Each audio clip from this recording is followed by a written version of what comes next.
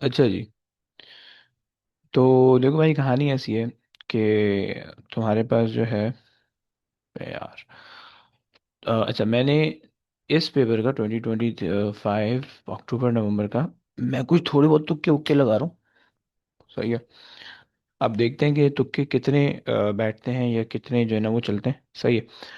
अगर तो चल गए अच्छी बात है, नहीं चले क्योंकि देखो मैं ज़्यादातर वो क्वेश्चन तुम्हें बता रहा हूँ कि जो क्वेश्चन जो है तुम्हारे पास, तुम कह लो कि जो क्वेश्चन पास पेपर में ना प्रीवियसली इतने ज़्यादा नहीं पूछे गए। सही है।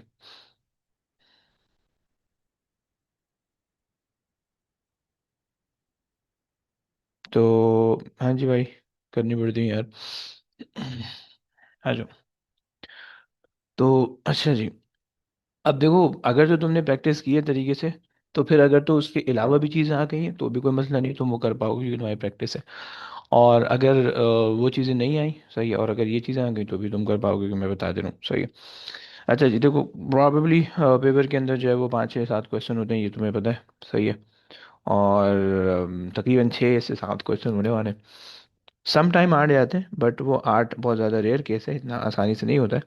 सही है। तो खैर, अच्छा, अब हमारे पास जो है, अब क्वेश्चन 1 की अगर हम बात करें। सही है।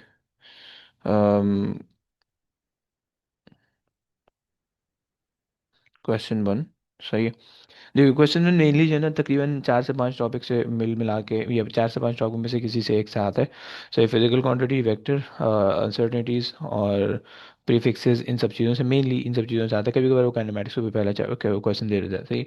लेकिन प्रीवियस ईयर के अंदर जो है ना, जो वो है क्या बोलते हैं, फिजिकल क्वांटिटीज़ हैं, ये थोड़ा कम उसने टेस्ट किया है। ओके। सो फिजिक ऑल तो आसान सी चीज़ है। सही है। सो फिजिकल क्वांटिटी ज़रा अपने जहन में रखना। सही है। फिजिकल क्वांटिटीज, राइट, कि उसको कैसे किस तरह से सॉल्व करना है। राइट। तुम्हें पता होना चाहिए कि फिजिकल क्वांटिटी के दो कॉन्सेप्ट होते हैं। एक तो ये होता है कि कोई भी तुम्हें क्वांटिटी बोल देगा जो तुमने सिलेबस के अंदर पढ़ी है, तो तुम्हें उसका फार्मूला रिकॉल करके उससे उसका यूनिट ड्राइव करना होगा। सही। और दूसरी ये चीज़ है कि तुम्हें कोई भी अननोन फिजिकल क्वांटिटी दे देगा और तुम्हें उसका फार्मूला बता देगा, तुम्हें उसकी चीज़ें क्वांटिटीज बता देगा, and then you have to put the units in it, और उससे फाइंड आउट करना होगा। सही। जैसे कि पहले की एग्जांपल, जैसे कि पावर है, तुम्हें फार्मूला पता है, तुम्हें उससे उसका यूनिट निकालना है, बेस यूनिट। ओके। और इसी तरह से कोई एक रैंडम सा कोई भी फार्मूला दे देगा जिससे तुम्हें उसका यूनिट निकालना होगा। सही। अच्छा जनाब।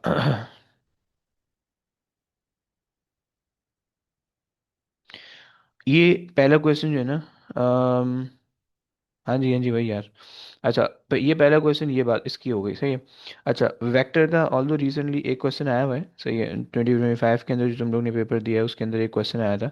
सही है, वेक्टर्स का। तो वो तुम देख लेना। सही। या मुझे लग रहा है कि वेक्टर ना, मैं हर साल बोल रहा हूँ बच्चों को कि यार वेक्टर कर लो, वेक्टर कर लो, और हर साल वेक्टर नहीं दे रहे हैं, साले जलील कर रहे हैं मुझे। सही है। पिछले साल भी मैंने बच्चों को बोला था, ऑल दो पिछले साल वेक्टर आ गया था सेकंड क्वेश्चन के अंदर। सही है। तो मैं अभी भी बच्चों को ये बोल दूँ कि वेक्टर करके जाना, थोड़ा बहुत अपने जहन में रखना। सही है।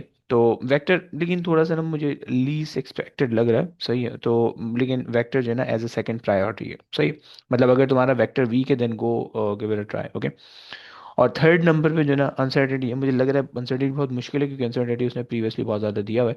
सही है। तो मुझे ये दो चीज़ें लगनी सही। अगर तो तुम्हें फिजिकल क्वांटिटीज़ आता है तो फिर तुम वेक्टर को थोड़ा सा कर लेना। सही है, ताकि तुम्हें समझ में आए कि वेक्टर को किस तरह से लगाना है। हेड टू टेल रूल होगा तो क्या करना है। सही है। नहीं बे, लीस्ट एक्सपेक्टेड वो पहले वैसे आ चुका होता है। कभी कभार लीस्ट एक्सपेक्टेड का मतलब भी, मैं बता तो रहा हूँ, सुन तो लो ना। मैं यही बोल रहा हूँ कि लीस्ट एक्सपेक्टेड मतलब मोस्ट एक्सपेक्टेड जो मैं यहाँ पे लिख रहा हूँ ना, वो बेसिकली वो टॉपिक है जो कि उसने प्रीवियस ईयर में नहीं दिया है। सही, मतलब पिछले साल नहीं दिया, ये 2 साल हो गए नहीं दिया। सही। और मोस्ट और जो लीस्ट एक्सपेक्टेड है जो मैं यहाँ नहीं लिख रहा हूँ, उसका मतलब है वो पिछले रिसेंट ईयर में आया हुआ है। सही। तो अब देखो, दो पॉसिबिलिटी होती है। अगर तो तुमने रिसेंट ईयर के पास पेपर किए हुए हैं, तो तुम्हारे उस लीस्ट एक्सपेक्टेड टॉपिक पहले से प्रैक्टिस हुए हैं, सो अगर वो आ गया तो तुम उसको करने के काबिल होगे। राइट। और अगर वो नहीं आया और ये वाले टॉपिक आ गए जिसको हम मोस्ट एक्सपेक्टेड कह रहे हैं, तो तुम्हें ये पता होना चाहिए कि किस तरह से सॉल्व करना है। राइट। एक काम कर देना वैसे भाई, पेपर दे के आओ ना तो सिर्फ वीडियो पे जाके यूट्यूब पे कमेंट कर देना कि भाई ये क्वेश्चन आया था, अगर तुम्हें याद हो कि ये वाला क्वेश्चन आया था ऐसा हो गया। सही, ये क्वेश्चन आया था ऐसा आ गया था। सही है। तो उससे जो है ना मुझे पता चल जाएगा कि मेरी जो एक्सपेक्टेशन थी वो कितनी सही थी। सही। खैर, तो ये तुम्हारे पास जो है ना फिजिकल क्वांटिटीज एक चीज़ हो गई, वेक्टर मैंने तुम्हें दूसरी चीज़ बता दी, सही। अगर तो तुम्हें ये दोनों टॉपिक आते हैं, सही है, देन अनसर्टेनिटी की थोड़ी प्रैक्टिस कर लेना, सही। क्योंकि अनसर्टेनिटी उसने प्रीवियस ईयर में दिया हुआ है, सही, नॉट एक्सपेक्टिंग कि आ जाए, बट अगर आ गया तो तुम्हें आना चाहिए, सही है। तो अगर तो अच्छा आता है, अगर तुम्हारे प्रीवियस ईयर अच्छे हैं तो फिर तुम कोई मसला नहीं होगा, सही। पहला क्वेश्चन तो तुम्हारे पास ये हो गया, सही। सेकंड क्वेश्चन पे आ जाओ। देखो शुरू के तीन क्वेश्चन जनरली जो है वो उससे रिलेटेड आते हैं, जनरल फिजिक्स से रिलेटेड आते हैं। फिर उसके बाद फोर्थ और fifth most of the time वो वेव्स का होता है, और सिक्स इलेक्ट्रिसिटी का होता है, सेवन जो है वो पार्टिकल फिजिक्स का होता है, सही है। सो सेकंड क्वेश्चन के अंदर जो आई एम एक्सपेक्टिंग वो तुम्हारे पास होगा। अच्छा, बाय द वे याद रखना कि ये जो है ना, ये मैं इन लोगों के लिए बता रहा हूँ, रैंडम जनरल नहीं है, सही है। ये जो है ना, this is only for 9702/22, right. सही, ऑल दो तुम कह सकते हो कि ये सारे पेपर ही मैंने देखे हैं, सही है। तो मैं उन सारे पेपर का जो है ना तुम्हें वो निचोड़ पेश कर रहा हूँ, सही है। लेकिन जनरली जो है वो तुम इसको सामने रखना, ओके। सो तुम्हारे पास जो है ना क्वेश्चन नंबर टू के अंदर जो है वो हमारे, मैं ये एक्सपेक्ट कर रहा हूँ कि भाई काइनेमेटिक्स से कोई क्वेश्चन आएगा प्रोजेक्टाइल मोशन के अंदर, और वो ग्राफ देगा तुम्हें, सही है। सो ग्राफ वाले काइनेमेटिक्स के क्वेश्चन भाई अच्छे करके जाना, सही है। अम, अच्छा, ये तो प्रोजेक्टाइल मोशन आ जाएगा, सही है। हाँ, प्लस ग्राफ, सही है, या फिर कोई भी ग्राफिकल काइनेमैटिक्स का क्वेश्चन आ जाएगा। Graphical kinematics, okay. ये तुम्हें आना चाहिए कि तुम किस तरह से जो है ना, मतलब ग्राफ को किस तरह से प्लॉट कर रहे हो, तो ये सब चीज़ें तुम्हें आनी चाहिए, ओके। अच्छा जनाब, सही, ये बात हमने कर ली। सेकंड चीज़ हो गई, ये मैं मुझे ये लग रहा है कि यार इसका जो सेकंड क्वेश्चन इसका बन जाएगा अच्छा खासा, मुझे लग रहा है कि सारा इसी का बनेगा सेकंड वाला क्वेश्चन, सही है, जो कि ग्राफ से रिलेटेड होने वाला है, सही है। और तो इसको जो है ना, काइनेमेटिक्स अगर तुम्हें अच्छा आता है तो भी सही है, अगर नहीं अच्छा आता तो भी प्रैक्टिस करो यार ना, दोनों केसेस के अंदर, सही है। छोड़ना मत वरना मसला होगा, सही है। तो यहाँ तक बात हो गई है। अच्छा, अब आ जाओ सर तीसरे एक की। सवाल है। बोलिए भाई।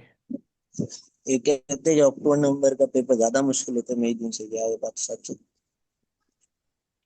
यार कभी कभार ऐसा हो जाता है, सही है, कि वो थोड़ा सा मुश्किल बना देते हैं, सही है, बट वैसे ऐसे कोई वो नहीं है, सही है, डिफिकल्टी लेवल सेम ही होता है, सही है। अच्छा जी, चलो,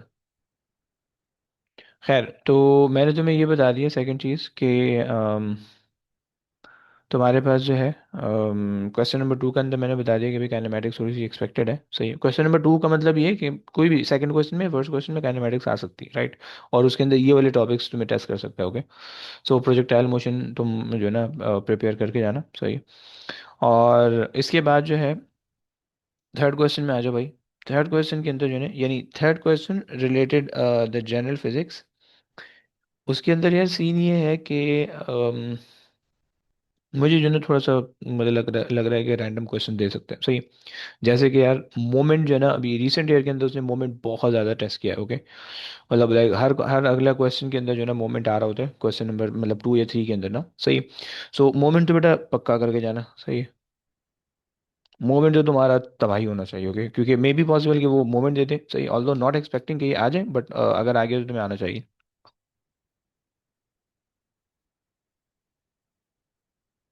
अच्छा जी। और मोमेंट को प्रैक्टिस करने के लिए ना, रीसेंट के 25 के 24 के इनके क्वेश्चन के अंदर से, इनके जो है ना वेरिएंट्स के अंदर से मोमेंट ट्राई करना, ओके, सही है। मोमेंट को प्रैक्टिस करना रिसेंट डेट में से, सही है। अच्छा जी ये क्वेश्चन देख लेना जिसके तुम सॉल्व हो रहे नहीं हो रहे, सही है। अच्छा, साथ में जो है मोमेंटम के जो है ना कुछ क्वेश्चन मुझे कम कम लग रहे हैं, है। सो टू डायमेंशनल मोमेंटम देख लेना, सही है। टू डी मोमेंटम, सही है, ओके। ये चीज़ है, सही। अच्छा, मोमेंट के साथ जो है ना प्लस डिफॉर्मेशन, सही। ये जो दो टॉपिक है ना, ये प्रीवियसली बहुत ज़्यादा टेस्ट हुए हैं, सही है। तो तुम्हें जो है ना इनके रीसेंट के अगर तुम क्वेश्चन देख लो सिर्फ, सही है, देख लो, गो थ्रू कर लो कि तुम्हें हो रहे हैं या नहीं हो रहे, सही। और अगर तो हो रहे हैं देन फाइन, अगर नहीं हो रहे तो उसको देख लो मोमेंट और डिफॉर्मेशन की, सही। और टू डायमेंशनल मोमेंटम एक जो एक कुछ क्वेश्चन करके जाना, सही।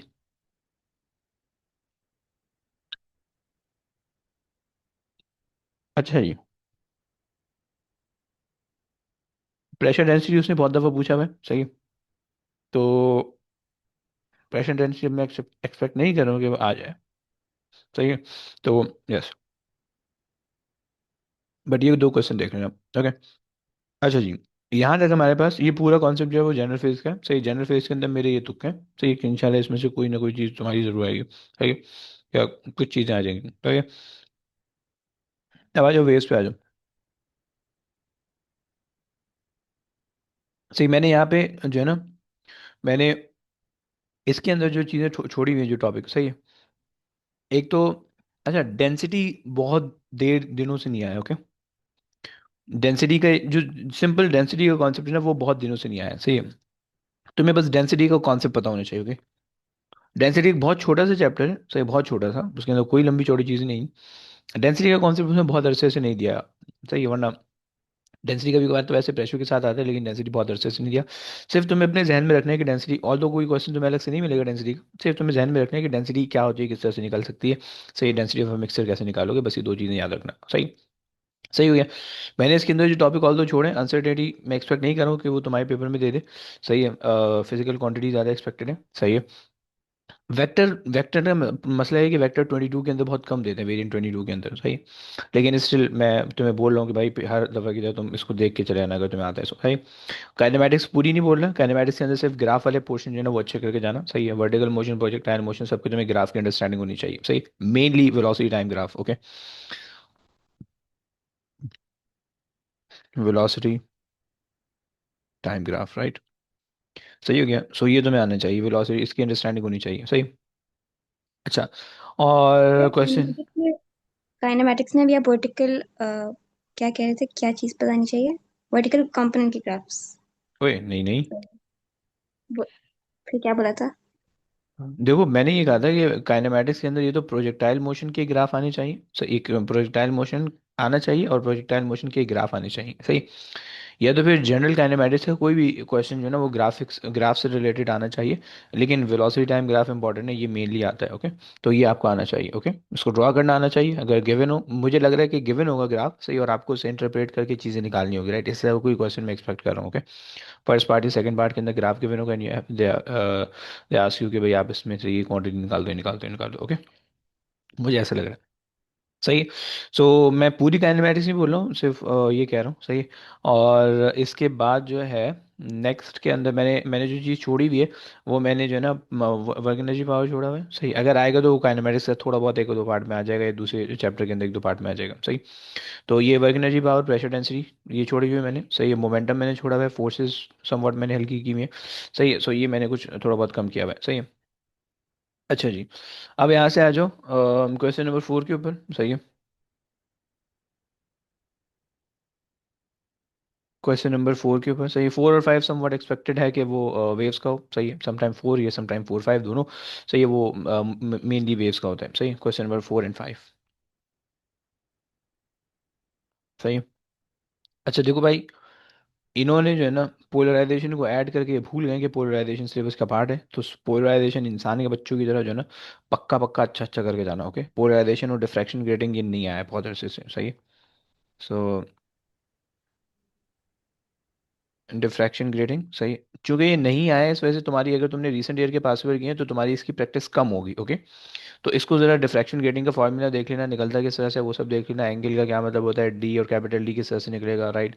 नंबर ऑफ लाइंस पर मिलीमीटर, या जो है पूरी length of the diffraction grating का क्या कॉन्सेप्ट होता है, किस तरह से रिलेट करते हैं, ये सब चीज़ें में आनी चाहिए अच्छी तरह से, ओके। अच्छा जी, सही है। अब पहली बात हो गई, दूसरी चीज़ में पोलराइजेशन आनी चाहिए, पोलराइजेशन, सही है। पोलराइजेशन की डेफिनेशन आनी चाहिए। पोलराइजेशन कहाँ कहाँ होती है, साउंड के अंदर होती ही नहीं है, ट्रांसवर्स वेव के अंदर होती है, क्यों होती है वो पता होना चाहिए। सही है, क्योंकि वो जो लॉन्गिट्यूडनल वेव होती है उनके अंदर पोलराइजेशन पॉसिबल नहीं है, सिर्फ ट्रांसवर्स वेव के अंदर पॉसिबल है। सही है, और इसी तरह से जो है ना, तुम्हें उसके फार्मूलाज पता होने चाहिए, उनको अप्लाई करना आना चाहिए। सही है।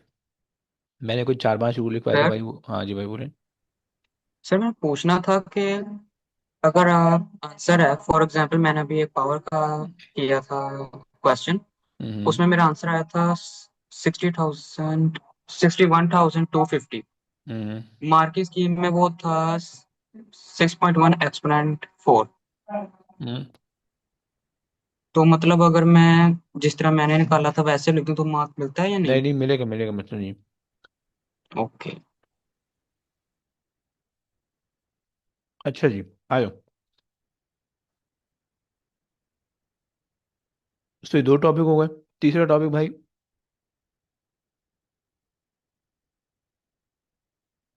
Stationary wave. Okay, stationary wave मैं एक्सपेक्ट नहीं कर रहा हूँ आएगा, अगर आएगा तो बहुत सिंपल सा आएगा क्वेश्चन। सही, इसका कोई सिंपल सा एक्सपेक्टेड है। डिफ्रैक्शन ग्रेटिंग और पोलराइजेशन, ये जो है ना, ये तुम थोड़ा सा अच्छा करके जाना। सही है। रिसेंट ईयर के अंदर उसने यंग सबल से बहुत दफ़ा पूछा हुआ है। सही है, तो आई एम नॉट एक्सपेक्टिंग कि वो अब दोबारा से पूछेगा। सही है, लेकिन अगर पूछेगा तो तुम्हें आना चाहिए। सही है, डॉपलर इफेक्ट वो बहुत दफ़ा पूछ चुका है, सीआरओ बहुत दफ़ा आ चुका है। सही है। तो ये सब चीज़ें वो उसने दे चुके हैं। सही है। स्टेशनरी वेव के अंदर अगर आएगा ना, तो सिंपल हार्मोनिक्स ये होंगे, तो मैं उससे जो है ना तुम्हें फ्रीक्वेंसी वेवलेंथ निकालनी होगी, लेकिन लीस्ट एक्सपेक्टेड है। सही। अम, पहले डिफ्रैक्शन ग्रेडिंग में पोलराइजेशन कर लेना। सही, थोड़े बहुत फिर ये देख लेना कि अगर हार्मोनिक्स दिए होंगे तो उसको किस तरह से फिगर आउट करना है, बस। सही। इसके अंदर सर जो है ना, यंग डबल स्लिट है और एक्सपेक्टेड। ये यंग डबल स्लिट ना उसने बहुत दफ़ा दिया हुआ है पेपर के अंदर। सही है। तो अगर जो तुमने रिसेंट ईयर के पास पेपर किए होंगे तो तुम्हें अच्छा आना चाहिए वो। सही, उसने हर तरह से उसको टेस्ट कर लिया। तो अब या तो, अगर तो तुमने रीसेंट ईयर में पास पेपर की, रीसेंट के पास पेपर किए हैं तो तुम्हें वो चीज़ खुद ब खुद अच्छी आनी चाहिए। सही है। तो और अगर नहीं किए हुए तो फिर एक दफ़ा देख लेना रीसेंट के। रीसेंट से मेरा मतलब है 25-24 के देख लेना। ओके, एटलीस्ट सारे मई जून अक्टूबर नवंबर सारे देख लेना, वेरिएंट समेत सारे। सही। अच्छा जी, और जो है ये हो गया। अच्छा जी, उसके बाद आ जाओ इलेक्ट्रिसिटी के ऊपर। सही है, ये आपके पास आ गया क्वेश्चन नंबर 4, 5, 6। सही। ये इलेक्ट्रिसिटी का होगा। सही है, इलेक्ट्रिसिटी का समवॉट क्वेश्चन नंबर इसी के आसपास होता है, 6 या 7 होता है। सही। अच्छा देखो, इसके अंदर जो, इसके अंदर जनरली सारे पूरी इलेक्ट्रिसिटी टेस्ट हुई है, सारी इलेक्ट्रिसिटी टेस्ट हुई है। सही। तो अब बेसिकली अगर आप जो हो, मतलब जो है ना, हम अगर कह लें कि इसने सर्किट्स बहुत सारे बना के दिए हुए हैं। सही है, बहुत सारे, मतलब हर तरह से सर्किट टेस्ट किया हुआ है। सही है। उसने आपको, आप कह लो कि हम, वो जो होता था ना, I = NA/QVD, वो भी टेस्ट किया हुआ है। सही है। उसने सीरीज पैरेलल भी टेस्ट किया हुआ है, लेकिन उसने एक दो चीज़ें टेस्ट नहीं की हुई उसके अंदर से। पहली चीज़ है कंपोनेंट्स वाली कॉन्सेप्ट। सही है, कंपोनेंट्स एंड देयर ग्राफ्स। सही है, ये नहीं कि टेस्ट किया हुआ। सही है, 23 के अंदर एक क्वेश्चन मुझे देखा था, फिर बहुत ज़्यादा नहीं देखा। सही। यानी क्या मतलब है, सबसे पहले तो आपको ये पता होना चाहिए कि 3 कंपोनेंट है, उनकी ग्राफ आनी चाहिए। सही, मतलब उनके ग्राफ का कॉन्सेप्ट पता होना चाहिए। एक डायोड का, एक उसका क्या बोलते हैं, LDR का, और एक जो है थर्मिस्टर का। सही। सही हो गई। सो ये आपके पास डायोड। सही है, LDR, राइट, और थर्मिस्टर। थर्मिस्टर। सही है। डायोड की ग्राफ की शेप कैसे होती है और क्यों होती है, राइट। सो आपको ये पता होना चाहिए कि how it looks like and why it looks like. Okay, ये तीनों के अंदर पता होना चाहिए। सही। LDR का ग्राफ, थर्मिस्टर का graph, how it looks like and why it looks like. Okay, और ये बात होगी। सही है, मे बी पॉसिबल कि वो इनसे इनको रिलेट करके किसी सर्किट के अंदर डाल दे। सही। और तुम्हें ग्राफ दिया हो, तुम इसे ग्राफ से रिलेट करके पूछ ले कि भाई क्या क्या हो रहा होगा। सही है, एक तो ये पॉसिबिलिटी है। सही, दूसरी पॉसिबिलिटी है कि भाई तुमसे पूछ लेगा भाई फंक्शन कैसे करते हैं। सही, 1-2 नंबर में, 3 नंबर में थ्योरी में पूछ लेगा, मे बी सर्किट बना के दे देगा, आगे इस तरह से हो जाएगा। सही। एक तो ये कॉन्सेप्ट है जो कि टेस्ट नहीं हुआ हुआ, थोड़ा सा टाइम हो गया। सही, ये तुमसे ग्राफ बनवा भी सकता है। सही। ऐसा साथ में जो है ना, ग्राफ में उसका वो भी आता है, लैंप भी आता है। सही। अच्छा, और उसके बाद भैया जो दूसरी चीज़ है वो तुम्हारे पास है पोटेंशियोमीटर। सही। सब बच्चों का जो है ना बिल्कुल नफरत वाला टॉपिक है, पोटेंशियोमीटर। सही। अच्छा देखो, पोटेंशियोमीटर में और नल मेथड के अंदर फ़र्क होता है। ओके। एक होता है कि जिसके अंदर जो है ना तुम्हें गैल्वानोमीटर वाला क्वेश्चन दिया होता है, सही है। वो एक अलग क्वेश्चन है, सही है। मतलब जो है लाइक तुम्हें इस तरह का गैल्वानोमीटर दिया हुआ होगा, सही है। गैल्वानोमीटर तुम्हें दिया हुआ होगा, राइट। और तुमसे बोलेगे भाई इसको कनेक्ट किया है, सर्किट के अंदर कनेक्ट कर दिया, और तुम्हारे पास जो है ना सर्किट की रीडिंग ज़ीरो आ रही है, सही है। सर्किट कोई रीडिंग नहीं दे रहा, मतलब जो गैल्वानोमीटर है वो ज़ीरो रीड कर रहा है, सही। दिस मीन्स के गैल्वानोमीटर जो है के अंदर से कोई करंट पास नहीं हो रहा, और करंट पास ना होने का मतलब है कि पोटेंशियल डिफरेंस जीरो है, सही। मतलब जिन दो पॉइंट्स के बिटवीन तुमने कनेक्ट किया हुआ है, पोटेंशियल डिफरेंस उन दो पॉइंट का जीरो है, सही। तो ये तुम्हारे पास जो है ना इस तरह का ये नहीं कह रहा मैं, पोटेंशियोमीटर के अंदर गैल्वानोमीटर मुझे नहीं लग रहा। बट मुझे लग रहा है कि जो है ना ये आ जाएगा पोटेंशियोमीटर, जो एक वायर होती है ना, वायर के ऊपर तुमने रेजिस्टर्स कनेक्ट किए हुए होते हैं, उस तरह का कुछ कॉन्सेप्ट लग रहा है, सही है। सो ये दो चीज़ें जो है ना इसके अंदर क्वेश्चन नंबर 6 के अंदर जो है ना मुझे लग रही हैं, जो कि मैं एक्सपेक्टेड है कि तुम्हें आनी चाहिए, सही है, और तुम कर कर पाओगे, या कर तुम्हें करनी आनी चाहिए, सही। ये बात हो गई। अच्छा, फिर उसके बाद जो है ना लास्ट चीज़ है तुम्हारे पास, क्वेश्चन नंबर 7, आखिरी वाला क्वेश्चन, सही है। 7, सही। क्वेश्चन 7 से मतलब है कोई जो भी लास्ट वाला पार्ट आ रहा होगा, या जो भी रेडियो एक्टिविटी से रिलेटेड आ रहा होगा, सही है। देखो भाई, उसके अंदर जो है ना तुम्हें कुछ चीज़ें आनी चाहिए, सही है। सबसे पहली चीज़, डिके इक्वेशन तुम्हें बनानी आनी चाहिए। अगर तुम बना सकते हो इक्वेशन देन फाइन, सही है, डिके इक्वेशन।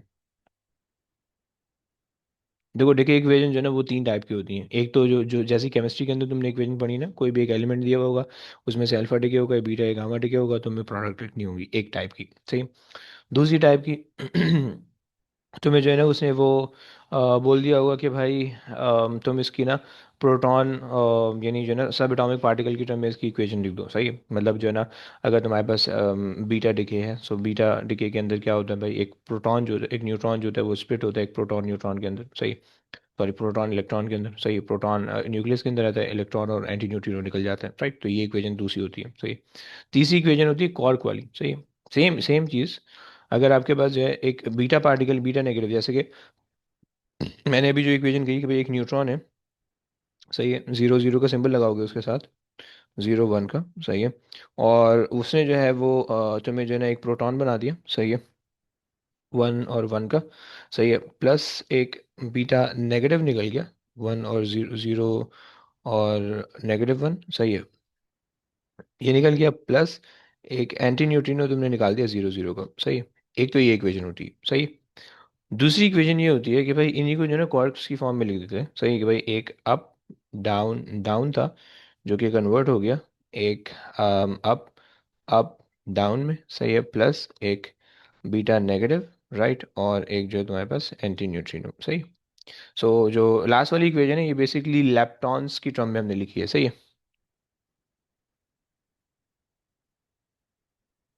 और ये वाली जो इक्वेशन है ये हेड्रॉन और लेप्टॉन दोनों के साथ है, सही। और एक जो है वो नॉर्मल इक्वेशन होती है, जो कि केमिकल रिएक्शन वाली इक्वेशन होती है, वो मैंने नहीं लिखा रहा, सही, वो तुम्हें आनी चाहिए, सही है। तो तुम्हें एक तो ये पता होना चाहिए कि भाई डिके इक्वेशन कैसे बनती है, सही है।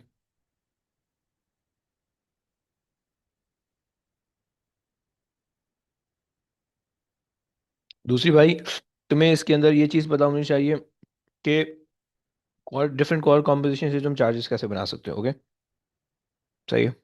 देखो, तुम्हारे पास जनरली तो 6 कॉर्क होते हैं, लेकिन उन पे चार्ज दो टाइप के होते हैं, सही। ये तो 2/3 होता है, सही है, प्लस का, या -1/3 होता है। इसके अलावा कोई तीसरा कॉर्क अभी तक हमें नहीं मिला है, ओके। ये दो, इनके नाम अलग अलग हो सकते हैं। 2/3 can be top, can be charm, can be up, right. Similarly -1/3 can be bottom, can be down, can be strange, right. नाम तुम इसको कुछ भी दे दो, लेकिन चीज़ एक ही रहेगी, राइट। तो देखो, ये तुम्हें इनके डिफरेंट कॉम्बिनेशन आने चाहिए, सही है। देखो, इनके डिफरेंट कॉम्बिनेशन क्या हो सकते हैं। ये बैरियन बनाएंगे, सही है। मैं यहाँ पे थोड़ा सा इसलिए बता रहा हूँ क्योंकि ये अक्सर बच्चों को नहीं आता है, इसलिए मैं यहाँ पे थोड़ा सा एक्सप्लेन कर रहा हूँ, वरना मैंने दूसरी चीज़ें वहाँ पे उनके एक्सपेक्टेड क्वेश्चन के अंदर एक्सप्लेन नहीं किए, सही है। देखो, अगर ये तो बैरियन बनाएंगे, मीजॉन बनाएंगे, राइट। बैरियन के अंदर, सॉरी, सही है, बैरियन बनाएंगे, मीजॉन बनाएंगे। तुम्हें पता है कि बैरियन के अंदर जो है ना 3 कॉर्क्स रिक्वायर्ड होती हैं, 3 कॉर्क रिक्वायर्ड होती हैं, सही है। 3 कॉर्क या 3 एंटी कॉर्क, अभी एंटी कॉर्क की बात नहीं कर रहा, सिर्फ कॉर्क की बात कर रहे हैं, सही। सो 3 कॉर्क तुम्हें चाहिए होती हैं, सही है। अब तुम तीन कॉर्ड के अंदर क्या कॉम्पोजिशन दे सकते हो भाई? या तो तुम अच्छा जी, एक सेकेंड, मैं जो ना यहाँ पे एक, अबे यार एक तो ये ट्रांसपेरेंसी दिखा दो ना यार। तो पक्का पक्का बताया, कोई सेटिंग तो नहीं है क्या मतलब? एग्जामिनर से? अबे चुप कर, हर चीज बता दे, हाथ पांव कटवा दे। शर्म भी नहीं आई तुम्हें? सामने से पूछ रहे हो। वो तो कल जाके पता चलेगा तुम्हें कितनी सेटिंग थी। कल नहीं है परसों। अच्छा हाँ, परसों कल भाई मैं चिल करने वाला हूँ, कल कोई क्लास नहीं, नहीं होने वाली, ओके? कल चिल करना बैठ के सुकून से, ओके? आखिरी सर दिन ये क्लास जो परसों होगी। पेपर ही पोटेंशियोमीटर। करवा दे हैं। अबे चल हट, पागल है क्या? दिमाग खराब है? अबे चिल करो बे, तुम लोग को सब आ गया, अब तुम लोग चैंपियन हो गए अब। भाई आखिरी दिन मैं जनरली क्लास नहीं लेता हूँ भाई, क्योंकि आखिरी दिन क्लास लेने में कोई फ़ायदा नहीं होता, पेपर वेपर करके क्या ही कर लेंगे, सही है। मैं कोशिश ये करूँगा कि मैं जो ना, जो मैं ये एक्सपेक्टेड चीज़ें हैं ना, इसका मैं कोई क्वेश्चन कंपाइल करता हूँ सारे, सही है। और मैं तुम्हें भेज देता हूँ, तुम लोग बैठ के करते रहो उसको, तो सही है। एग्जामिनर से एक और मरतबा कंफर्म करके कल बता देगा, एक पक्का और पक्का। मतलब, अरे यार अबे चल भाई, एक दफ़ा काफ़ी है बस। सर देख लें, अगर अगर पता तो करवा दे, हमने कौन सा किसी को बताना है। हम्म। अबे नहीं भाई, बात दबा दो, मसला होता है आगे जाके। अच्छा। रिकॉर्डिंग हो रही है, कट कर रही है। है ना, हाँ हाँ, कट कट कट कट कर लेंगे। अच्छा जी देखो, सीन ये है कि हमारे पास जो है ना, ये जो कॉर्ड्स है, अगर तीन बैरियन होंगे, सही है। अगर बैरियन होंगे तो तीन कॉर्ड चाहिए होंगे। तीन कॉर्ड का मतलब है भाई, इन चार्जेस को तुमने तीन में, इन इन यानी ये दो नंबर ऑफ चार्ज हैं, सही है। कॉर्ड्स तो आपको पता है बहुत ज़्यादा हो सकती हैं, सही है, तो यहाँ पे इसको किसी भी तरीके से अरेंज कर दो, सही है। इनकी अरेंजमेंट किस तरह से हो सकती है भाई, वो देख लो। ये आ गया, ये आ गया और ये आ गया, सही, चार पॉसिबिलिटी है, सही है, क्योंकि दो कॉर्ड है ना, तो चार पॉसिबिलिटी है, सही है। ये चार, चलो एक काम करते हैं, इसको अलग सफ़े में बना लेते हैं।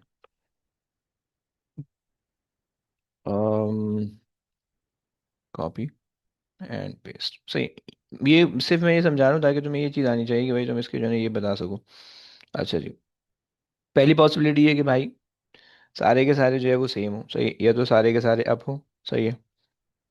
यानी सॉरी, सारे के सारे सेम हो, सही है। सेम का मतलब है सेम चार्ज हो, सही है। सही है, और सेम चार्ज कैसा हो, 2/3 वाला, सही है। अरे यार ऐसे मज़ा नहीं आ रहा। ये तो सारे के सारे +2/3 हो, सही है। 2/3, 2/3, राइट। या तो फिर सारे के सारे -1/3 हो, सही। दूसरी दूसरी पॉसिबिलिटी, सही। या तो फिर क्या होगा कि भाई 2/3 के दो हो जाए, सही है, और 1/3 का एक हो जाए, सही। या तो फिर जो है 1/3 के दो हो जाए और 2/3 का एक हो जाए, सही है। इसके अलावा कोई पॉसिबिलिटी नहीं बन सकती, सही। अगर बनती है तो मुझे बताओ, परम्यूटेशन कॉम्बिनेशन तुम लोग पढ़ के आ रहे हो।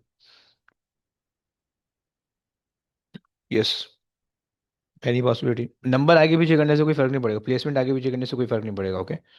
सही है, प्लेसमेंट डजेंट मैटर, हमने ओवरऑल चार्ज देखने हैं, सही। नहीं बन रही है, देखो। पहला वाला जो आंसर देगा हमेशा, वो तुम्हें देगा टू टू टू टू ई का चार्ज देगा, टू ई कह लो, ये जो टू पॉजिटिव का चार्ज ले लो, राइट? सही हो गया। अच्छा, सेकंड वाला जो होगा वो तुम्हें चार्ज देगा -1 का, -1 ई का, सही है। थर्ड वाला जो तुम्हें चार्ज देगा वो 2/3 +2/3 4/3 -1/3, ये तुम्हें दे देगा +1 ई का चार्ज, +1 ई का चार्ज, राइट। इसका जो चार्ज आएगा भाई, -2/3, -2/3 +2/3, सो 0/30, सही, ये आ जाएगा जीरो का चार्ज, ओके? क्लियर हो गया? बच्चों हाँ ना बोलो, जरा समझ लो। नहीं। सही। अच्छा, नाम तुम इसमें से किसी को कुछ भी दे सकते हो, अगर क्वेश्चन के अंदर जो भी चीज़ मेंशन है उसी हिसाब से तुमने नाम देने, राइट। अब जैसे अगर तुमने ये चूज़ किया है भाई, उसने कहा है कि भाई तुम्हें जो है तीन कोर के ऐसे कि जो 2+ का चार्ज बना रहे हैं, सही है, तुमने दे दिया भाई, तुमने देख लिया कि भाई सारे के सारे तुम्हें 2/3 चाहिए। अब उसने कहा कि भाई अगर तो सेम टाइप के हैं, सेम फ्लेवर है, तो तुम कह दो कि भाई सारे अप अप अप हैं, सही है। अगर कुछ भी कह दो, अप कह दो, strange strange, top top top कह दो, सही है। चार्म चार्म चार्म कह दो, सही है। या अगर उसने कहा कि भाई सारे डिफरेंट है तो तुम कह दोगे अप टॉप चार्म, सही है। अगर उसने कहा दो एक जैसे हैं, एक अलग है, तो तुम उसी हिसाब से कह दोगे, राइट। तो नाम तो तुम खुद ही अपने हिसाब से डिसाइड कर सकते हो, but these are the four possibilities जो तुम्हारे पास जो है ना फोर डिफरेंट चार्जेस को प्रोड्यूस कर सकती हैं, राइट। तो तुम्हें आना चाहिए कि उसने अगर इनमें इन्हीं चार्जेस में से कोई भी चार्ज तुम्हें देगा और तुमसे बोलेगा कि भाई तुम कोई भी चार्ज निकाल दो, ओके। सेट हो गया। ये तुम्हारे पास बात हो गई, सही है। ये तो मैंने बता दिया भाई, बेरियन का सीन है, सही है। अच्छा जी, अब आ जाओ सेकंड केस जो है वो मीज़ोन का है, सही है। मीज़ोन के अंदर ये होता है कि भाई मीज़ोन के अंदर जो है ना तुम्हें एक कॉर्क चाहिए होता है, और एक जो है वो तुम्हें एंटी कॉर्क चाहिए होता है। एंटी कॉर्क, सही। दो चीज़ें तुम्हें चाहिए होती हैं, सही। दो चीज़ें, एक कॉर्क होता है और एक एंटी कॉर्क हो सकता है, सही है। अच्छा, अब जो है दो, अच्छा, दोनों कॉर्क एक साथ जमा नहीं हो सकते, ओके। दोनों एंटी कॉर्क भी एक साथ जमा नहीं हो सकते, एक कॉर्क होगा एक एंटी कॉर्क हो, राइट। सो अब यहाँ पे जो है अगर तुम और चूंकि दो ही कॉर्क है, इसके अलावा तीसरा नहीं है। सो अगर तुम इसकी पॉसिबिलिटी बनाओ, तो भाई दो तीन पॉसिबिलिटी बनेगी, ज़्यादा से ज़्यादा और कुछ भी नहीं बन सकती, सही है। सो एक तो ये आ गई, और अगर मैं दो ले लूँ, सही है, सही है, और चार बन जाएंगी बल्कि, सही है। देखो सीन ये है कि भाई या तो तुम्हारे पास जो होगा 2/3 प्लस का हो, या और -2/3 हो, राइट। एक जो कॉर्क है उसी का ऑपोजिट कॉर्क तुमने ले लिया, राइट। जरूरी नहीं है उसी का ऑपोजिट, जैसे अप है और एंटी अप है, जरूरी नहीं है कि दोनों एक ही जैसे हो। तुम ये भी हो सकता है अप हो और एंटी चार्म ले लो, सही हो, वो भी चल जाएगा, सही। तो एक ये पॉसिबिलिटी है, सही है। दूसरी पॉसिबिलिटी है कि भाई -1/3 हो एंड +1/3 हो, राइट। तीसरी पॉसिबिलिटी है कि भाई 2/3 पॉजिटिव में हो और 1/3 भी पॉजिटिव में हो, राइट। चौथी पॉसिबिलिटी ये है कि भाई 2/3 नेगेटिव के अंदर हो और 1/3 पॉजिटिव के अंदर, 1/3 नेगेटिव के अंदर हो, राइट, सही है। सो अब इसके अंदर जो है फर्स्ट केस के अंदर अगर तुम देखो, सो ये तुम्हारे पास जो है वो कॉर्क है, ये एंटी कॉर्क है, सही है। सेकंड वाले के अंदर ये कॉर्क है, ये एंटी कॉर्क है। थर्ड वाले के अंदर ये कॉर्क है, ये एंटी कॉर्क है, राइट। फोर्थ वाले के अंदर, अच्छा एक काम करते हैं, फोर्थ को चेंज करके यहाँ पे जो है ना -1/3 एंड देन -2/3, सही है। सो ये सारे जो है ये सारे एंटी कॉर्क वाले, सही है, एंटी कॉर्क, सही। और ये कॉर्क है, सही। अब इनके अगर कॉरेस्पॉन्डिंग चार्ज तुम देख लो, तो ये जीरो हो जाएगा, सही है। ये भी तुम्हारे पास जीरो आ रहा है,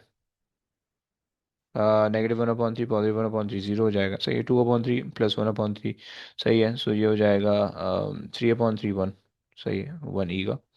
और तुम्हारे पास यहाँ से आ जाएगा -1 ई का, राइट, सही हो गया। सो ये तुम्हारे पास इससे चार चार्जेस पॉसिबल है, राइट। इसके अलावा कुछ भी नहीं हो सकता। नाम तुम अपने हिसाब से दे सकते हो, लेकिन चार्जेस के ये कॉम्पोजिशन बन सकते हैं। बच्चे बड़े कंफ्यूज होते हैं इसमें, तो मैंने बता दिया, खैर। सो ये कॉल कॉम्पोजिशन तुम्हें आनी चाहिए, सही है। और एक आखिरी चीज़, वो तुम्हें जो है ना अल्फा स्कैटरिंग एक्सपेरिमेंट आना चाहिए, सही। ये रट्टा लगा के जाना, नोट्स के अंदर मैंने लिखवाया हुआ है, तो ये भूला हुआ नहीं होना चाहिए, सही। इसके ऑब्जर्वेशन, इसकी कंक्लूजन, दोनों चीज़ आनी चाहिए, सही। सो अल्फा स्कैटरिंग एक्सपेरिमेंट, सही। इसकी जो है ना वो ऑब्जर्वेशन प्लस इसकी कंक्लूजन, सही हो गया। ये जो है ना तुम्हें चीज़ें आनी चाहिए, सही है। ऑब्जर्वेशन कंक्लूजन भाई ये रट्टे वाली चीज़ है, ये रट्टा लगा के जाना, ओके। तो ये चीज़ तुम्हें आनी चाहिए, सही हो गया। बाकी फिलहाल मुझे ये लग रहा है कि भाई ये कुछ चीज़ें आ सकती हैं, सही है। तो क्योंकि ये चीज़ें उसने थोड़ी सी प्रीवियस ईयर के अंदर कम कम पूछी हैं, सो इस वजह से मैं कह रहा हूँ कि ये चीज़ें आ सकती हैं, सही है। तो अब जो है ज़रा सुकून से बैठ जाओ, सही है। तुम्हारे पास प्रोजेक्टाइल मोशन के अंदर या काइनेमेटिक्स के अंदर कोई ऐसी डेफिनेशन तो नहीं है। मोमेंटम यहाँ पे जो है ना इसके अंदर जो है ना क्वेश्चन नंबर 3 के अंदर प्रिंसिपल ऑफ मोमेंट तुम्हें पता होना चाहिए, law of conservation of momentum तुम्हें सही आना चाहिए, फोर्सेस की डेफिनेशन तुम्हें आनी चाहिए, सही है। ये तीन चीज़ें आनी चाहिए, सही है। इसके अंदर जो है तुम्हें डिफ्रैक्शन की डेफिनेशन आनी चाहिए, ये सब देख लेना बेटा। डेफिनेशन बहुत स्ट्रांग होनी चाहिए। डेफिनेशन के अगर तुमने कबाड़ा किया हुआ होगा ना, बता दे रहा हूँ मैं, ए भूल जाना फिर अपना, अगर डेफिनेशन किसी को याद नहीं है भाई यहाँ पे, सही है, कोई अपने अंग्रेजी में लिखता है, सही है, और उसको डेफिनेशन का कॉन्सेप्ट पता है, डेफिनेशन की वर्डिंग नहीं पता भाई, ए भूल जाना अपना, या अच्छा ग्रेड भूल जाना, जो भी एक तुम एक्सपेक्ट करो उससे एक दो ग्रेड नीचे कर लेना, सही है। खैर मैं बता दे रहा हूँ भाई, इनके अंदर जो जो डेफिनेशन है वो देख के जाना, सही है। मोमेंट की डेफिनेशन देख के जाना, सही है। अगर हो सके तो डेफिनेशन के नाम बता रहा हूँ, उनकी डेफिनेशन लिख के मुझे भेज दो, मैं बता दूंगा सही है गलत है, सही। मोमेंट की डेफिनेशन करके प्रिंसिपल ऑफ मोमेंट की डेफिनेशन करके जाना, सही है। Clockwise equals to anti clockwise from a pivot, right, वाली। और तुम्हारे पास जो है मोमेंटम की आनी चाहिए, law of conservation of momentum, ये दो चीज़ आनी चाहिए तुम्हें, सही है। इसके अलावा ऐसे जो इसके अंदर कोई ऐसी डेफिनेशन नहीं है कि जिसके अंदर तुम्हारा नंबर कटे, सही है। और नॉर्मल जो मोमेंट है ना, उसकी फार्मूला में डेफिनेशन में आनी चाहिए, सही। मोमेंट, प्रिंसिपल ऑफ मोमेंट और नॉर्मल मोमेंट, ये दोनों चीज़ आनी चाहिए, सही है। Force times perpendicular distance from the pivot, ये एक्चुअल डेफिनेशन ये होती है, सही। डिफ्रैक्शन ग्रेडिंग के अंदर भाई डिफ्रैक्शन की तुम्हें कॉन्सेप्ट होना चाहिए, डिफ्रैक्शन की डेफिनेशन आनी चाहिए, इंटरफेरेंस की डेफिनेशन आनी चाहिए, सुपरपोजिशन की डेफिनेशन आनी चाहिए, सही है। और यानी जो प्रिंसिपल ऑफ सुपरपोजिशन है वो आनी चाहिए, सही है। और तुम्हारे पास जो है जो सर वो मैं पूछ रहा था वो, जो अगर अगर मैं ऑर्डर नंबर दिया हुआ है, वो ब्राइट फ्रिंजेस मैक्सिमम पूछ रहा है। ऑर्डर नंबर दिया हुआ है, और क्या पूछ रहे हैं? नंबर ऑफ ब्राइट फ्रिंजेस, जैसे कल मैंने आपको सवाल पूछा था ना वो। हाँ जी। तो नंबर अगर तो लेट से हमने फोर्थ नंबर ऑर्डर ऑफ दिया है। ऑर्डर नंबर निकाल लिया है, हाँ। जो कि आया था 7.3 आया था बस। हाँ, सेवन को सेवन कंसिडर करो, सही है, सेवन ऊपर है, तो सेवन नीचे ही होगा, सही है। तो ये 14 हो गए। सेवन, यस, नंबर ऑर्डर तो ऑर्डर है ना। नहीं ना, नंबर ऑफ ऑर्डर्स हैं, सही है। अगर देखो दो चीज़ें ना, 7.3 आ रहा है ना, तो इसका मतलब है कि total number of order in top half और bottom half of the screen वो 7.3 आ रहा है, राइट। और अगर तो आप सिर्फ सेवेंथ को कंसिडर करोगे तो seventh is the maximum order appear on the screen, right, उसके बाद नहीं दिख रहा, समझ रहे तो total number of bright fringes हो गए 7 ऊपर 7 नीचे, बीच में हैं? सेंटर तो हाँ 15। जी भाई, 15 हो जाएगा जी भाई। और डार्क पूछे तो वो भी 15। जी भाई, डायरेक्ट ठीक वैसे है, पूछते नहीं है, लेकिन अगर पूछे तो यस। सही। एक ऑर्डर पे दो फ्रिंजेस होते हैं ना, मतलब एक, डायरेक्ट 15 नहीं होंगे, डायरेक्ट एक कम होता है, तो डायरेक्ट 14 होने क्योंकि चाहिए, सेंटर सही नहीं है, होता। क्योंकि सेंटर नहीं होता डायरेक्ट में, यस। सही। सही हो गया। अच्छा जी। अच्छा, मैंने मोमेंट की डेफिनेशन बताई है, force the product of product of mass in force, velocity. अबे पता नहीं कहाँ से मोमेंटम है वो, मूवमेंट। अच्छा product okay. of force and perpendicular distance from the pivot, okay. अच्छा जी। और या in the direction of force था वो तो। वो वर्क डन हो जाता है भाई, ये भंड नहीं मारना, होशियारी नहीं करना ये वाली, हाँ। सुन लो भाई, चलो। डेफिनेशन बता देता हूँ मैं। मोमेंट की डेफिनेशन बता दी, प्रिंसिपल ऑफ मोमेंट तुम कहोगे कि द सम इंपॉर्टेंट वर्ड है, okay, the sum of the clockwise and the anti clockwise moment from the fix point या फ्रॉम द सेम पॉइंट या फ्रॉम द पिवट, राइट, ये सारी चीज़ें तुम लिखोगे, राइट। मतलब सारी चीज़ों में से कोई भी एक चीज़, सही है। प्रिंसिपल ऑफ मोमेंट के लिए तुम क्या लिखोगे कि sum of the clockwise moment should be equal to the sum of the anti-clockwise moment, right, from the same point या फिर from the pivot या from the fix point, okay. Second चीज़ हो गई। थर्ड चीज़ है principle of law of conservation of momentum, सही है। तुम उसके लिए लिख दोगे कि sum in of an momentum isolated, before collision. अबे नहीं लिख सकता ऐसा, in an isolated system the total momentum before the collision should be equal to the total momentum after the collision, right. अब जो है इसको डिफरेंट फॉर्म में भी लिख सकते हैं, इन एन आइसोलेटेड सिस्टम के बजाय कुछ कह सकते हैं कि भाई total momentum before the collision should be equal to total momentum after the collision provided no external forces are there, right. इस तरह से भी कह सकते हो, सही है। सो ये दोनों चीजें आप लिख सकते हो, सही, एक सकते हो पहले, ये तीन डेफिनेशन यहाँ पे बता दी, सही है। उसके बाद आ जाओ डिफ्रैक्शन की। तुम्हें पता होगा कि भाई it is a spreading of wave after passing through the edge, okay. After passing through the obstacle मत लिख लेना भाई, सही है, ऑब्स्टिकल से स्लेट पास लिख नहीं हुए। सकते हैं, हाँ स्लेट जी, आपको। एज लिख सकते हो, स्लिट लिख सकते हो, अपर्चर लिख सकते हो, सब कुछ लिख तो सकते यही हो। बोलते हैं ना, वो ज्योमेट्रिकल शैडो के अंदर फिर वो आगे जाता है। क्या चीज़? वो ये आगे ये भी बोल सकते हैं ना, वो ज्योमेट्रिकल शैडो के अंदर आगे। जी जी जी। अगर वो नहीं भी लिखोगे तो भी चल जाएगा काम, सही। सो वो अक्सर मार्किंग स्कीम में लिखा हुआ होता है। वो ब्रैकेट के अंदर लिखता है, सही है। तो ब्रैकेट का मतलब ये होता है कि वो जो है ना, अगर आप नहीं भी लिखो तो भी चल जाएगा, सही। लेकिन लिख लो, कोई मसला नहीं है, सही है।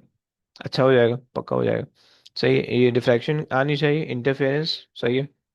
कि आपके पास जो है इंटरफेरेंस की हम कोई डेफिनेशन दे सकते हैं, दे सकते हैं कि देखो, सुपर पोजिशन के अंदर और इंटरफेरेंस के अंदर ना थोड़ा सा डिफरेंस है, ओके। इंटरफेरेंस जो होती है वो सिर्फ कंस्ट्रक्टिव होती है, डिस्ट्रक्टिव होती है, सही है। सुपर पोजिशन जो है वो कंस्ट्रक्टिव और डिस्ट्रक्टिव के बाद और कुछ और भी बन सकता है, राइट।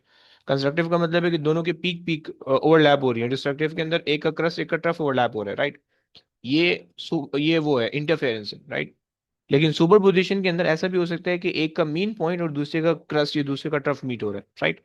ये तो हमारे पास जो है ना सुपर पोजिशन, थोड़ा सा डिफरेंस है बस, राइट। इंटरफेरेंस को ओवरलैपिंग बोल सकते हैं ना। हाँ जी, इंटरफेरेंस के अंदर ओवरलैपिंग कह सकते हो कि interference when the two wave overlap, सही है। um,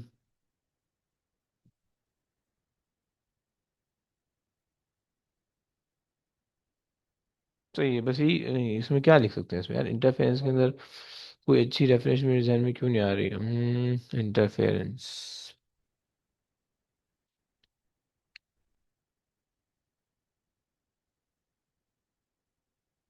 मतलब यार मजे की डेफिनेशन मेरे जहन में नहीं आ रही इंटरफेरेंस की। खैर, सुपर पोजिशन की जो आनी चाहिए, when the two wave overlap the resultant displacement is the algebraic sum of the individual wave displacement, सही। और स्टेशनरी वेव के अंदर तुम्हें नोड और एंटी नोड का पता होना चाहिए कि नोड जो है ना, तुम उसको कहते हो कि मैक्सिमम डिस्प्लेसमेंट वाला पॉइंट है, सॉरी उल्टा हो गया, नोड जो है वो मिनिमम डिस्प्लेसमेंट वाला पॉइंट है, सही है। और गलत हो गया अभी, नोड जो है वो जीरो एम्पलीट्यूड, और एंटी नोड जो है वो मैक्सिमम एम्पलीट्यूड वाला पॉइंट है। डिस्प्लेसमेंट मत लिखना, गलत हो जाएगा, सही है। अच्छा, और इसके अंदर फिलहाल ये डेफिनेशन है, सही है। कंपोनेंट ऑफ द, अच्छा कंपोनेंट्स के अंदर जो है, तुम्हारे पास अगर डायोड है, सही है, तुम्हें पता होना चाहिए, रफ सा ग्राफ बना रहा हूँ, सही है। अगर तुम्हारे पास डायोड है, सो डायोड का ग्राफ जो है वो इस तरह से दिखेगा तुम्हें, सही है। आई वी ग्राफ होगा, आई वी ग्राफ, ओके। अगर वी आई होगा तो इसी को उल्टे शेप कर देना, सो आई वी ग्राफ जो तुम्हें दिखेगा वो यूं दिखेगा, सही है, यूं दिखेगा, ओके। सही हो गया। तो मैं ये पता होना चाहिए कि ये दिखता कैसा है, और दूसरी ये चीज़ है कि भाई इसके अंदर जो है ना, इसकी रेजिस्टेंस किस तरह से वेरी हो रही है, सही। सो यहाँ पे जो है इनफाइनाइट रेजिस्टेंस है, राइट, इस पोर्शन के अंदर, जब तक ग्राफ जो है ना लाइक इस तरह से, right. And then resistance decrease हो रही है, सही है। R decreases and then R constant, सही है। ये तीन लाख के बस जो है ना पोर्शन है, इन तीनों का आपने एक्सप्लेन करना होता है, सही। रेजिस्टेंस पहले मैक्सिमम होती है बहुत ज़्यादा, सही, क्योंकि कोई भी करंट फ्लो नहीं कर रहा है, वोल्टेज आप इंक्रीज करो बट करंट फ्लो नहीं कर रहा है, इसका मतलब है कि इतनी ज़्यादा रेजिस्टेंस से करंट फ्लो नहीं हो पा रहा है, राइट। फिर उसके बाद जैसे जैसे करंट फ्लो होने लगता है तो ग्राफ का जो है ना इंक्रीजिंग ग्रेडियंट आता है, लेकिन चूंकि जो है ना आई वी का ग्राफ है, तो इंक्रीजिंग ग्रेडियंट जो है ना वो डिक्रीजिंग क्वांटिटी को या डिक्रीजिंग रेजिस्टेंस को शो कर रहा होता है, राइट। एंड देन फिर उसके बाद स्ट्रेट लाइन रहती है जो कि कॉन्स्टेंट रेजिस्टेंस को शो करता है, राइट। ये तुम्हें आना चाहिए, इसकी एक्सप्लेनेशन आनी चाहिए। दूसरी ये चीज़ है भाई, एल डी आर है, सही है। एल डी आर के वैसे हमारे सिलेबस में आई वी ग्राफ नहीं है, सही। एल डी आर का जो है वो सिर्फ वो है लाइट इंटेंसिटी का ग्राफ है with respect to resistance, right. So ये तुम्हारे पास होता है कि इंटेंसिटी को अगर तुम चेंज करोगे तो रेजिस्टेंस उसी के हिसाब से चेंज होगी, राइट। अच्छा, अब यहाँ से जो है ना तुम्हें आना चाहिए कि तुम इसकी रेजिस्टेंस को रीड करके जो है ना इसकी रेजिस्टेंस को तुम रीड करके फिर जो है इससे वो कर सको, राइट। यानी इसकी रेजिस्टेंस को तुम रीड करो और यहाँ से फिर जो है ना तुम उसको अप्लाई कर सको सर्किट के अंदर।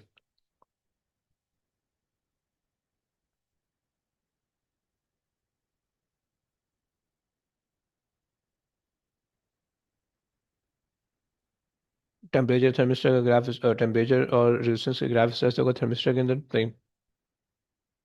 इसके अंदर भी तुम्हें यही काम करना होगा, सही। फिर तुम किसी भी एक टेम्परेचर पे काम करोगे तो उसे कॉरस्पॉन्डिंग रेजिस्टेंस लेके फिर आगे काम करोगे, और दूसरे पे करोगे तो उसी के हिसाब से आगे काम करोगे, राइट। लैम्प का अगर ग्राफ है तो फिलामेंट लैम्प का आई वी कैरेक्टरिस्टिक होता है इस तरह से। अच्छा, बाय द वे, जो इसका है एल डी आर का है, उसके अंदर तुम्हें पता है कि इंटेंसिटी और रेजिस्टेंस इन्वर्सली प्रोपोर्शनल है। थर्मिस्टर के अंदर भी टेम्परेचर और रेजिस्टेंस इन्वर्सली प्रोपोर्शनल है, सही है। ये तुम्हें पता होना चाहिए। और लैम्प का ये ग्राफ है, सही है, ये लैम्प का ग्राफ है। इसके अंदर क्या है, इसके अंदर तुम्हारे पास जो है करंट और वोल्टेज पहले तो कांस्टेंट होते हैं, सॉरी पहले तो जो है ना ग्रेडियंट कांस्टेंट होता है, नीरस कांस्टेंट होती है, फिर जैसे जैसे तुम करंट का फ्लो, करंट का टाइम ज़्यादा होता है ना, तो उसकी वजह से टेम्परेचर ज़्यादा हो जाता है, टेम्परेचर ज़्यादा होता है तो रेजिस्टेंस इंक्रीज होती है, रेजिस्टेंस इंक्रीज होने की वजह से करंट फिर आस्ते आस्ते डिक्रीज, यानी rate of change of current decrease हो जाता है। सही, rate of flow of current decrease हो जाता है, वोल्टेज जो है ना वो तुम्हारे पास इंक्रीज होता रहता है, राइट, क्योंकि रेजिस्टेंस बढ़ गई। तो ये तुम्हारे पास कुछ ग्राफ होनी चाहिए जो कि तुम्हें पता होनी चाहिए। सही, तो ये कहानी। अच्छा, साथ में इसकी अगर ऑब्जर्वेशन है, तीन ऑब्जर्वेशन बाय इसकी आती है कि कुछ अल्फा पार्टिकल जो है वो सीधे चले जाते हैं, कुछ स्लाइटली डिफ्लेक्ट होते हैं, कुछ जो है ना वो ग्रेटली डिफ्लेक्ट होते हैं, 180 डिग्री से 180 डिग्री 90 डिग्री से ज़्यादा डिफ्लेक्ट हो जाते हैं, राइट। सही हो गया, ये तीन इसकी ऑब्जर्वेशन आती है। सही है, और इनकी जो कैलकुलेशन होगी, वो कैलकुलेशन जो है वो तीन किस्म की कैलकुलेशन की कंक्लूजन जो है वो तीन कंक्लूजन होगी, या तीन चार कंक्लूजन होगी। सही है, जो अल्फा पार्टिकल बिल्कुल सीधे जा रहे हैं वो ये कंक्लूड करते हैं कि भाई एटम एम्प्टी है। सही है, most of the atom is empty. सही है, ये बात का वो कर लेते हैं। सही है, दूसरी चीज़ है कि भाई स्लाइट डिफ्लेक्शन जो है वो आपको ये शो करिए कि atom is charge, right, nucleus is charge, right. सही है, कौन सा चार्ज है पॉजिटिव नेगेटिव हमें नहीं पता, but nucleus is charge, right. सही है, थर्ड चीज़ अब आपके पास होती है, वो आपको ये बताती है कि भाई जो थर्ड कंक्लूजन, जो थर्ड ऑब्जर्वेशन थी जो कि 180 डिग्री पे आपका अल्फा पार्टिकल जो डिफ्लेक्ट हो रहा था, उसके अंदर आपको ये पता चलता है कि भाई न्यूक्लियस इज पॉजिटिवली चार्ज, क्योंकि वो रिपल्जन बेसिकली शो कर रहा है। सही, सो nucleus is positively charge, right. Nucleus is very small in size. सही है, और ये दो चीज़ें जो है ना वो आपको यहाँ पे पता चल रही है। सही है, और इसकी थ्योरी मैंने आपको बता दी है। सही है, सो बस अब कहानी यहाँ पे रोक लेते हैं। सही है, अब तुम लोग जो है वो एंजॉय करो। सही है, मैं अगर मुझे टाइम मिला, अभी मेरे पास दो क्लासेस तीन क्लासेस और है बल्कि, सही, तो आज शायद टाइम ना मिले। सही है, तो आज बैठ के जो है जो जो चीज़ें मैंने इसकी बताई हैं उसको कर लो। सही है, और अगर मैं कल कोशिश मैंने करनी है कि कल जो है ना मैं इसके, अगर तो प्रैक्टिकल की क्लास हुई कल की, सही है, तो सही है, अगर नहीं हुई तो फिर मैं जो है ना इसके क्वेश्चन करके बना के दे दूंगा, अगर नहीं हुई भी तो मैं कोशिश करूंगा कि जो क्वेश्चन मैंने जो तुम्हें बताया ना इसके रिलेटेड क्वेश्चन मैं तुम्हें करा दूँ।